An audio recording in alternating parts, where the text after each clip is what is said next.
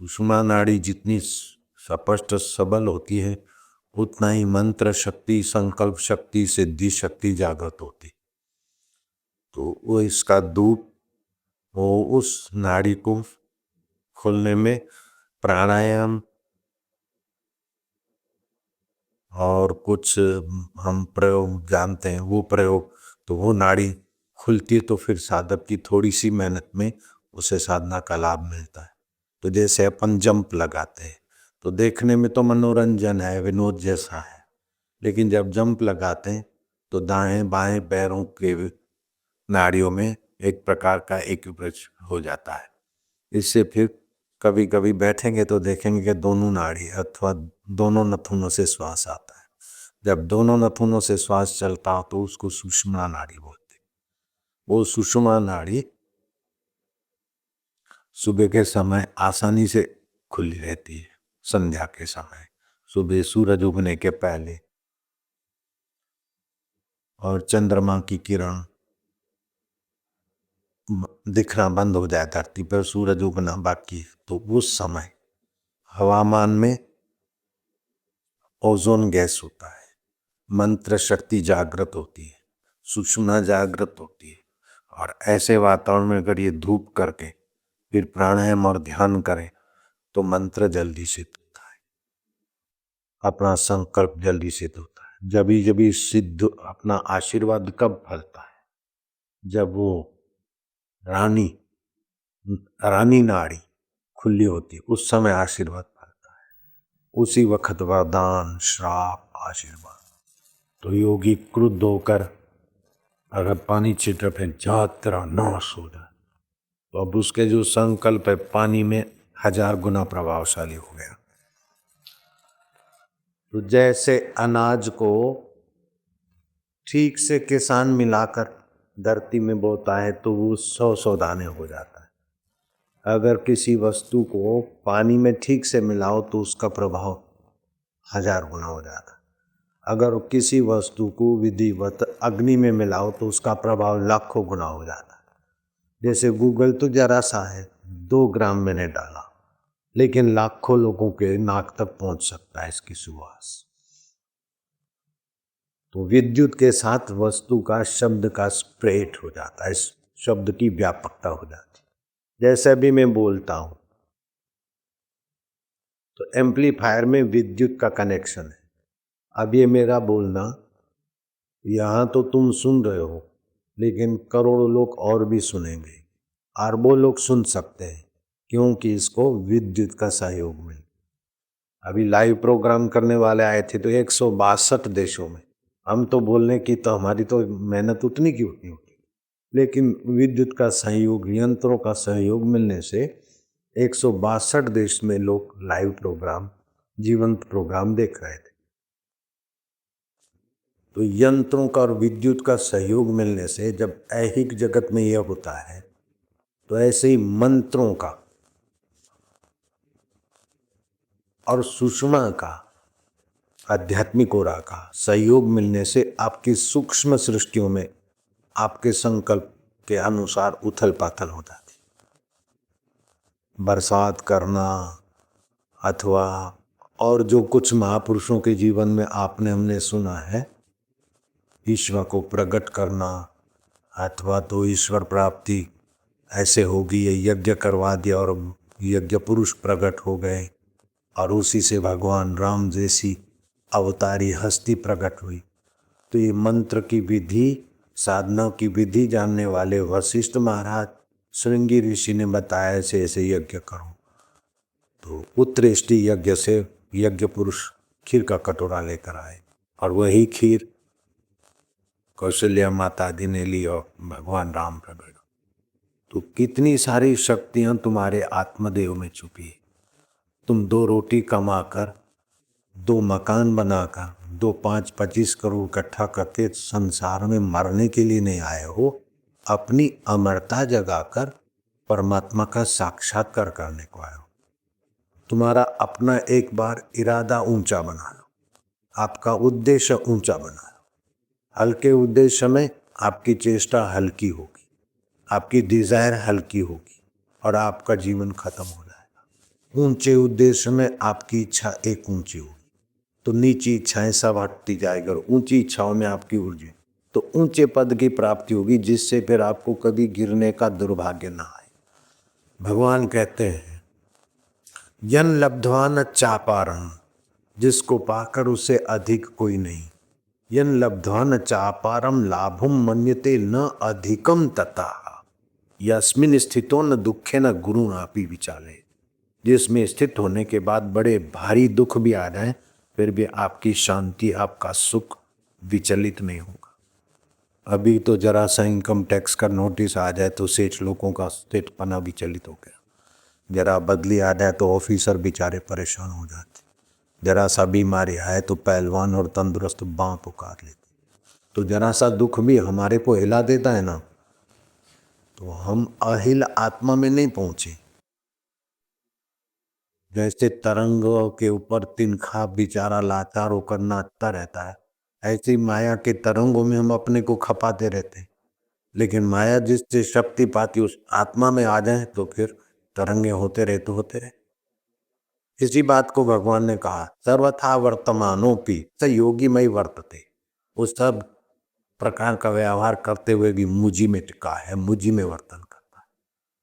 तो भारतीय संस्कृति का नजरिया बहुत ऊंचा है। मरने के बाद कोई हमारे लिए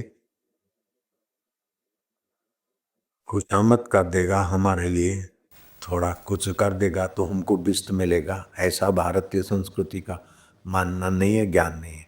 अब भी तुम्हारे हृदय में, अब भी ईश्वरों का ईश्वर परमेश्वर इस समय तुम्हारे साथ है। इसी बात को सिख धर्म ने कहा सो साहेब सद सदा हजूरे अंधा जानत ताको दूरे। नानक सतगुरु भेटिया मैल जन्म जन्म दे लथे। औखी घड़ी न देखण दे वही सतगुरु अपना बिरद संभाले। तो औखी घड़ी क्या है? दुख ही तो औखी घड़ी है। तो सतगुरु का ज्ञान और प्रसाद मिलता है तो फिर औखी घड़ी से पार की जगह पे व्यक्ति पहुंच जाता है। और पहुंचना कहीं ऐसा नहीं कि आपको उड़ना है, जहाज में बैठना है, पहुंचना है जहां आप है वहीं। वो पहुंचने की जगह आपसे दूर नहीं है, हाथ आपसे दूर है, पैर आपसे दूर है, जीव आपसे दूर है, लेकिन आप अपने से दूर नहीं है। वैसा ही वो आपके साथ जुड़े हुई परमात्मा सत्ता है। जैसे तरंग से पानी कितना दूर है, ऐसा कोई तरंग देखा तुमने जो सड़क पे दौड़ता हो? ऐसी कोई पानी की लहर देखी जो सड़क पे दौड़ती हो? पानी की लहर सड़क पे नहीं दौड़ सकती, पानी पे ही दौड़ेगी। ऐसे ही तुम्हारा मन जहां से दौड़ने की सत्ता लाता वही परमेश्वर है। अब उसको नहीं जाना और उसके द्वारा जो सत्ता मिलती जिस जिसको जानते उसे धोखा खाते। पाकर संभाल कर भी छोड़ के एक धोखा खाते, नहीं पाकर भी दुखी होके धोखा खाते। सो क्यों बिसरे जिन सब कुछ दिया, सो क्यों बिसरे जिन सब कुछ किया, सो क्यों बिसरे जिन गर्भ विच राख्या। वो गर्भ में भी जिसने रक्षा की है उस परमेश्वर अपने आत्मा को क्यों बिसरा है? भूलिया जब भी आपनु तभी होया खरा। ये जीवात्मा अपने असली आत्मा परमात्मा को भूला तब ये खरा हुआ। सर्विस के लिए चिंता करता है, मकान के लिए चिंता करता है, इसके लिए चिंता करता है। चिंता से चतुराई घटे, घटे रूप और ज्ञान। चिंता बड़ी अभागिनी, चिंता चिता समान। चिंता नहीं तू चिंतन का, और चिंतन करके उसमें जरा गोता मार तो दुनिया तो तेरे लिए तो पीछे पीछे घूमेगी।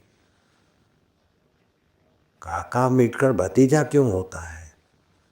खुद खुदा बन मत पुजारी और लाचार मोहताज बन। तो ये रीत अभी गूगल का धूप करना, मैं तुमको प्राणायाम सिखाता हूँ और इस रीत की थोड़ी एक अनुभूति बताता हूँ किसी फकीर की। बैठो।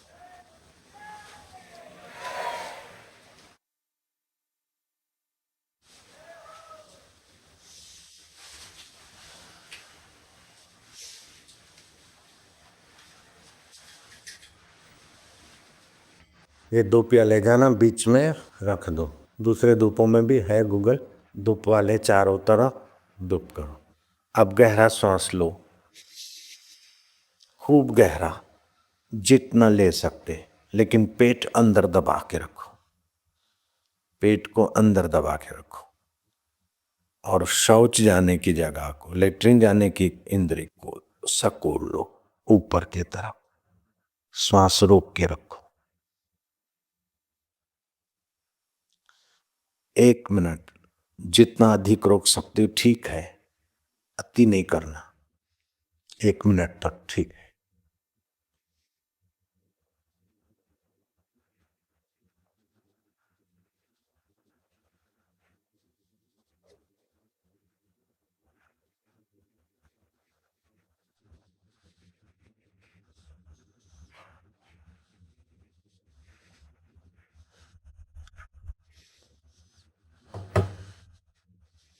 कमर सीधी, गर्दन सीधी। 1 मिनट तक श्वास रोको, फिर धीरे धीरे छोड़ो। छोड़ो तो श्वास को बाहर ही छोड़ के रखो। पेट अंदर बाहर थोड़ा हल्का फुल्का करो। किडनी मजबूत रहे, किडनी की तकलीफ ना आए कभी, पेट की बीमारियां बढ़े नहीं, रुके नहीं। और मन पवित्र। लंबा श्वास लेना है, रोकना है, पेट अंदर रखना है, भगवान का नाम जप सके तो अच्छा है। फिर श्वास 1 मिनट के बाद बाहर छोड़ना है। छोड़ना है तो बाहर ही रहे श्वास, और पेट और योनि मुद्रा ऊपर को, अंदर बाहर।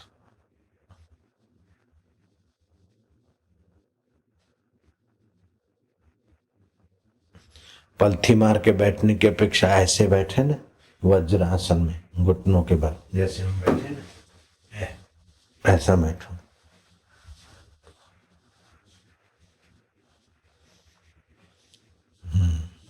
बुढ़ापे में पाचन तंत्र और पेट की तकलीफें होती है, एसिडिटी होती है बुढ़ापे में। ये करने से बुढ़ापा जल्दी नहीं आएगा और एसिडिटी और ये जल्दी तंग नहीं करेगी। सिटीजन होंगे तो ये प्रॉब्लम आते हैं, उसको पहले से ही दूर रखो। श्वास किया, पेट अंदर बाहर, अंदर बाहर, अंदर ज्यादा बाहर कम। देखो मैं कर रहा हूं।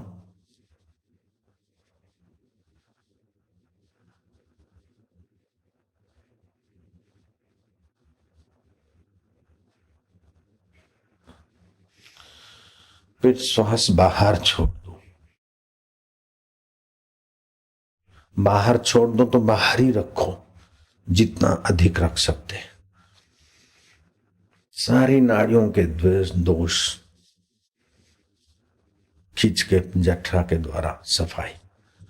दवाइयां, इंजेक्शन, ऑपरेशन क्यों, क्या जरूरत है?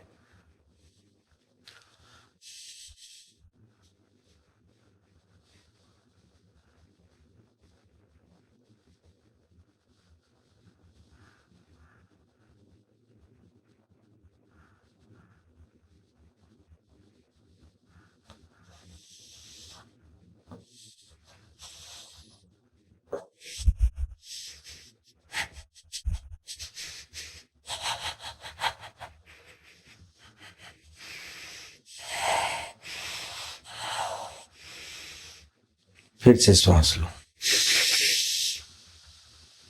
खूब लो, खूब लो।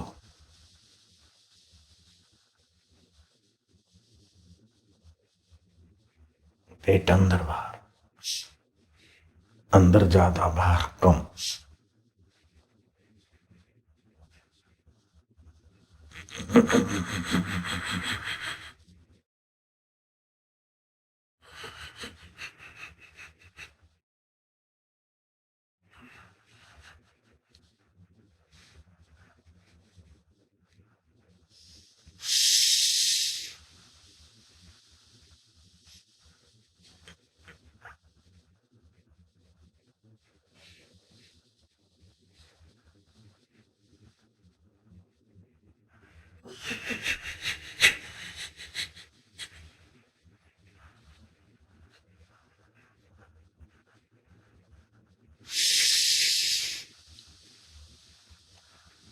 खूब लो श्वास, खूब खूब खूब गहरा, रोक के रखो।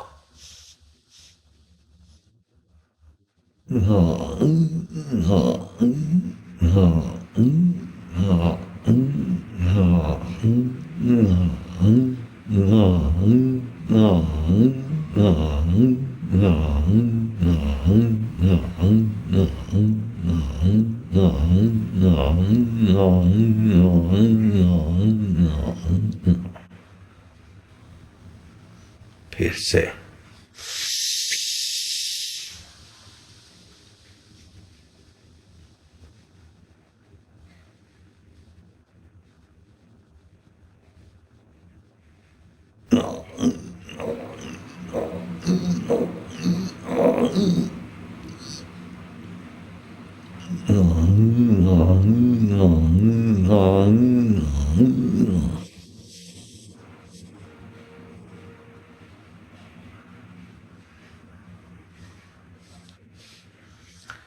दोनों नथुनों से श्वास चालू हो गया। इसको बोलते सुषुम्ना। सुषुम्ना नाड़ी काम करती होगी। हो गया ना? जिसका हो गया हाथ ऊपर करो। हाँ। अब क्या होगा कि इस समय जितना भी जप होगा उसका लाखों गुना प्रभाव पड़ेगा।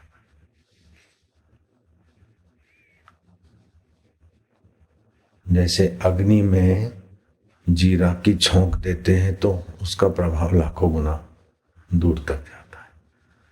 हिंग, जरा सी हिंग का छौंक देते हैं तो कितना पड़ोसियों के नाक में घुस जाती हो। तुम्हारे घर में कमरे में अंदर है वहां तुम्हारा किचन, और लोगों के कमरे और नाक के अंदर तक पहुंच जाता है, दिमाग तक तुम्हारी जरा सी छौंक, अग्नि का संपर्क हुआ। ऐसे अब ये सुषुम्ना हुई, अब तुम्हारी सब नाड़ियों में इसका प्रभाव, और सैटेलाइज में जो ब्रह्मांड में व्यापक ईश्वरी सत्ता है उसके साथ कनेक्टेड हो जाएगा आपका जप, संकल्प, ध्यान। जैसे बीज बोते हैं ना, तो बीज अपना सारा प्रभाव, बीज को खाद पानी मिलता है तो वो बीज क्या करता है कि वातावरण में से सब कुछ ले आकर वृक्ष बन जाता है।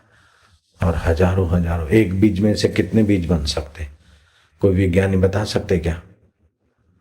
एक बीज में से कितने बीज बना सकते आप? उसका कोई तोल मोल है? एक बीज बोया उसमें से कई बीज पैदा हुए, वो सब बोए तो कई हुए, फिर बोए तो कई हुए, तो कई कई कई कई कई कितने कई। तो शक्ति का अनंत अनंत भंडार के साथ आपको जुड़ने का ही सुंदर तरीका है।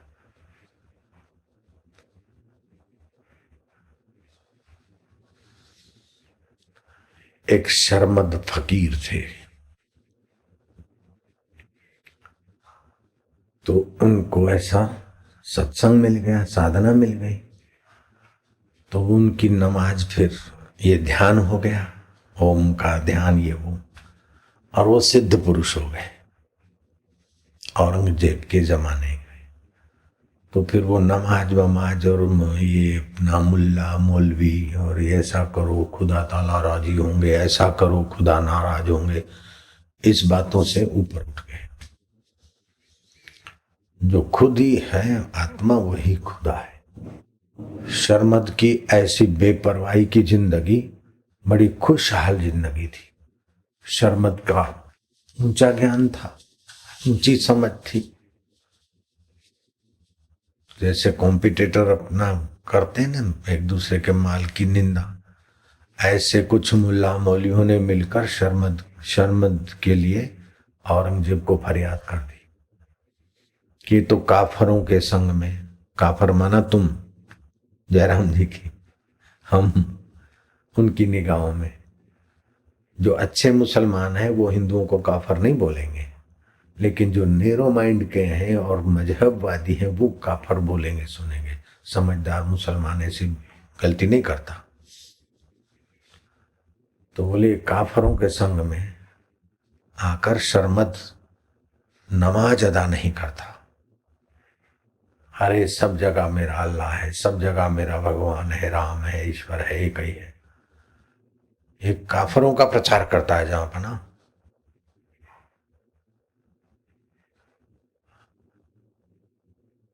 औरंगजेब का तो आपको पता है इतिहास। शाही फरमान है अगले जुम्मा को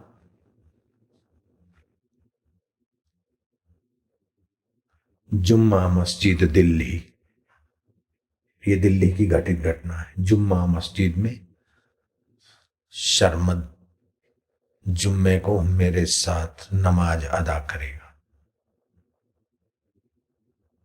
अब राजा के राज्य में रहने वाले एक शर्मद को सिपाही तो ले आए, नमाज अदा करने की जगह पर सब खड़े, इमाम नमाज अदा करवा रहा है और सारे लोग घुटने टेक रहे। नमाज में जैसा कुछ होता है। शर्मद ज्यों का त्यों खड़ा है।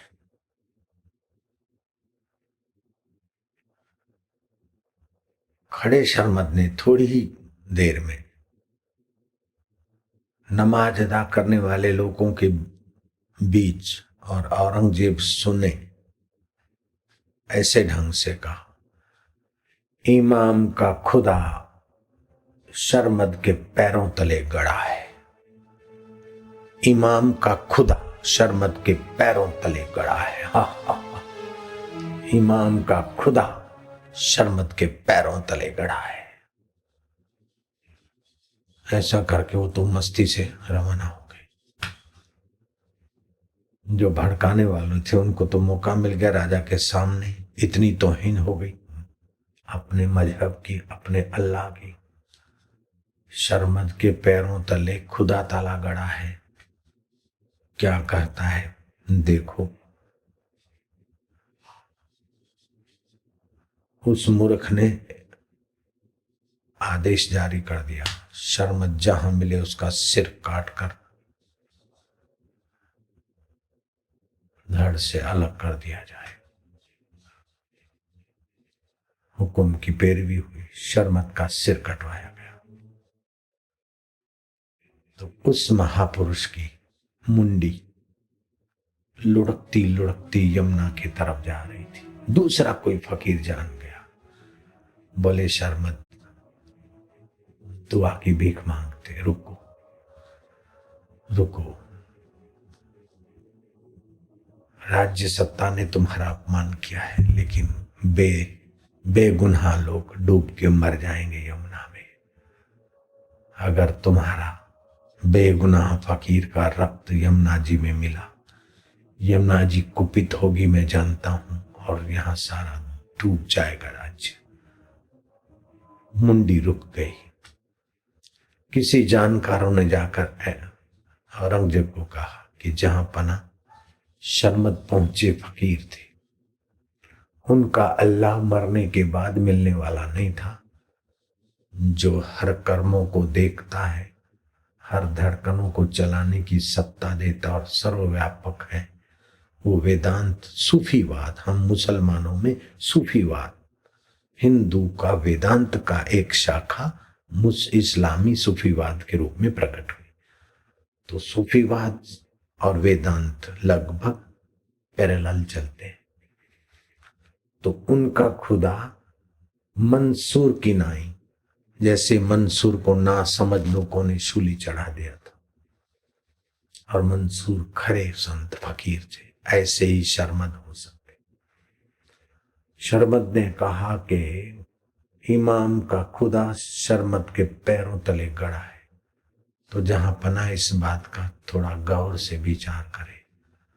इमाम जब नमाज पढ़वा रहा था उस समय इसका प्रिय कौन था, इसका प्यारा खुदा क्या था, ये पूछा जाए और फिर वो धरती खोदी जाए जहां शर्मद खड़ा था, तो उस फकीर के वचनों की सच्चाई का दीदार हो सकता है। इमाम से पूछा कि भाई तुम जब नमाज अदा करवा रहे थे तो तुम्हारा प्रिय क्या था? बोले मेरे मन में ये था कि लड़की बड़ी हो गई है, औरंगजेब जैसे और उनके बड़े बड़े लोग साथ में नमाज अदा कर रहे, खुदा ताला कुछ दे दे खैरात वैरात इतनी कि मैं अपनी बेटी के हाथ रंगाऊं, मतलब मंगनी करूं, मेहंदी लगवाऊं। मेरी बेटी के हाथों में मेहंदी लगवाने का मेरा काम हो जाए, शादी विवाह। उसका मतलब ये हुआ कि नमाज अदा कराते समय इमाम का खुदा था संपत्ति, अब शर्मद के पैरों तले गड़ा है खुदा। इमाम का खुदा धन, वो शर्मद के पैरों तले गड़ा है। शर्मद ऐसा बोले थे, खोदा तो सोने की देग निकली, अशरफियां निकली। तो उस महापुरुष की कितनी ऊंचाई, कितना ब्रह्मांड व्यापी आत्मा परमात्मा के साथ सैटेलाइट सिस्टम। शर्मद कोई वैज्ञानिक यंत्रों से ध्यान करके नहीं देखा, बस खड़े खड़े शर्मद को एहसास हो गया कि इमाम जो चाहता है वो चीज मेरे पैरों तले गड़ी है। इमाम का खुदा शर्मद के पैरों तले गड़ा है। औरंगजेब को बाद में पश्चाताप हुआ होगा कि नहीं भगवान जाने, लेकिन धन की और सत्ता की मंदता में आकर कई मंदोदमंत महापुरुषों को नहीं पहचान पाते और महापुरुषों से फायदा लेने के बदले उनको अपनी तगड़ी में तोलकर अपने को श्रेष्ठ साबित करते हैं। लेकिन जो श्रेष्ठों से श्रेष्ठ है, ईश्वर के साथ जिनका तालमेल हो गया है, उसके लिए नानक जी कहते हैं कि ब्रह्मज्ञानी की शोभा ऊंचते ऊंची, ब्रह्मज्ञानी की शोभा ऊंचते ऊंची। वशिष्ठ महाराज कहते हैं कि राम जी, दुनिया में मान करने योग्य लोग एक से एक हैं। कोई धन में बड़ा है तो कोई सत्ता में, तो कोई बुद्धि कौशल में, कोई सेवा में तो कोई किसी में। दुनिया के सब मान योग्य करने व्यक्तियों में सबसे ऊंचे में ऊंचा मान है जिसने अपने आत्मा परमात्मा को जान लिया, ब्रह्मज्ञानी का। राम जी जैसे जंगल में सभी प्राणियों से हाथी बड़ा पाया जाता है, कीड़ी मकोड़े तो क्या, और बड़े बड़े प्राणियों से, घोड़ों से, ऊंटों से भी हाथी बड़ा प्राणी पाया जाता है। लेकिन उसके हाथी का बड़प्पन तब तक है जब तक सुमेरु के आगे वो खड़ा नहीं हुआ। ऐसे ही दुनियादारी के बड़प्पन, धन की, चक्रवर्ती राज्य की, इंद्रपद की बड़प्पन तब तक है जब तक आत्म परमात्मा के साक्षात्कार के बड़प्पन के आगे वो अपने को नहीं लाया है। तो आत्मा परमात्मा का साक्षात्कार सभी बड़प्पनों की पराकाष्ठा है। इस आत्मा परमात्मा को पाने का अवसर मनुष्य जन्म है। इस आत्मा परमात्मा के अनुभव को, आत्मा परमात्मा के सुख को न पाया तो इंद्र पद पाने वाला भी अपने को आत्मज्ञानी के आगे नन्हा और कंगाल समझता है। यत पदम प्रेप्सवो दीना शक्रादय सर्वदेवता अहो तत्र स्थितो योगी हर्षम न उपगच्छति। जिस पद को पाकर पाए बिना इंद्र आदि देवता भी अपने को कंगाल मानते हैं, उस आत्म पद को पाकर योगी अहंकार नहीं करता। कितनी ऊंची उपलब्धि है। पीतवा ब्रह्म रस योगिनो भूतवा उन्मता। उस ब्रह्म परमात्मा का रस पीकर योगी मस्त रहता। इंद्रोमपि रंकवत भाष्यत अन्य से का वार्ता। इंद्र का वैभव भी कंगालित जैसा लगता है उस आत्म सुख के आगे। लोग उठे उसके पहले के समय लोगों के आंदोलन, वाइब्रेशन, चिंतन की तरंगे कम होती है, तो उस समय ऋषि मुनियों की तरंगों को आप जब करेंगे तो सजाती है, एक दूसरे से कांटेक्ट में आ जाते हैं नियम के अनुसार। तो सुबह आप सूरज उगने के पहले के समय ध्यान भजन करते तो मंत्र जागृत होता है, उस समय देवता जागृत होता है और ये सुषुम्ना का द्वार खुला रहने का अवसर होता है। तो इससे आपकी प्रार्थना उस समय जितनी आसानी से फलती है। और जितनी आप आर्त भाव से प्रार्थना करते हो, सच्चे हृदय से प्रार्थना करते, प्रार्थना के शब्द और आप एक हो जाते, वो प्रार्थना फलती है। क्योंकि एक होने से आप चित्ताकाश से, चिदाकाश स्वरूप ईश्वर से, गुरु से आप आसानी से मिल जाते। जिसको कोई बड़ा काम करना या बड़ा तकलीफ मिटाना, तो सुबह के समय ये थोड़ा प्राणायाम आदि करके फिर प्रार्थना करें और शांत हो जाए। ऐसे 1-1 मिनट शांत हो जाए, दिन में 9 बार प्रार्थना करें।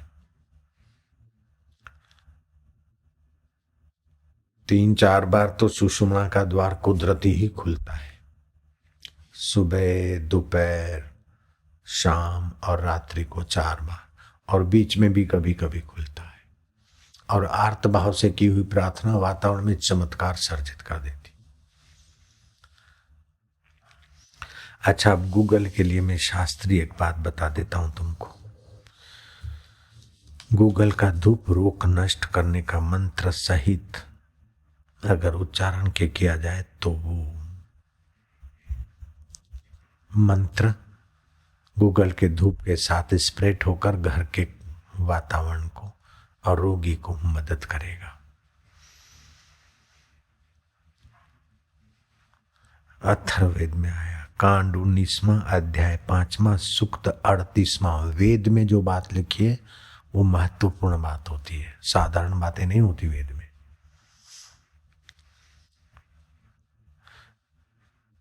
इस गूगल रूपी इसके अधिष्ठाता देव ऋषि अथर्वा, देवता गूगल और छंद अनुष्टुप है। न तम क्षमा अरुधन्ते नैनम शपथो अश्नुते यम भेषजस्य गूगलो सुरभीर गंधो अश्नुते। जो गूगल की धूप आदि लेता है उसे व्याधियां पीड़ित नहीं करती। अन्य द्वारा, भूत प्रेत शाप आदि द्वारा भी वो दुखी नहीं किया जा सकता। गूगल के धुएं को सूंघने वाले के पास से द्रुतगामी अश्व और हिरण भागने के समान व्याधियां और विघ्न बाधा भाग जाते। चारों दिशाओं की ओर जैसे शेर दौड़ने पर हिरण चारों तरफ भाग जाते, ऐसे इस गूगल धूप से दुख व्याधियां चारों तरफ भाग निकले। ये हमारा वातावरण स्वच्छ हुआ। हे गूगल, तुम समुद्र से उत्पन्न हो या सिंधु देश में से प्रकट हुए हो, मैं तुम दोनों की प्रागट्य को प्रणाम करता हूँ। इस वर्तमान रोग आदि को दूर करने के निमित्त मैं तुम्हारे नाम को कहता हूँ, अतः यह प्राणी रोग रहित हो जाए। रोगी के आगे तुम इस प्रकार धूप करके अगर प्रार्थना करते हो तो तुम्हारा संकल्प और गूगल धूप का प्रभाव वो रोगी आदमी को मदद कर सकता है, तो तुमको क्यों नहीं करेगा। आप जो श्वासोश्वास लेते हैं उसमें ऋण आयन होते हैं, ऋण ऊर्जा होती है, घन ऊर्जा होती है, और उस आयनों का, ऊर्जा का आपके मन पर, आपके तन पर प्रभाव पड़ता है।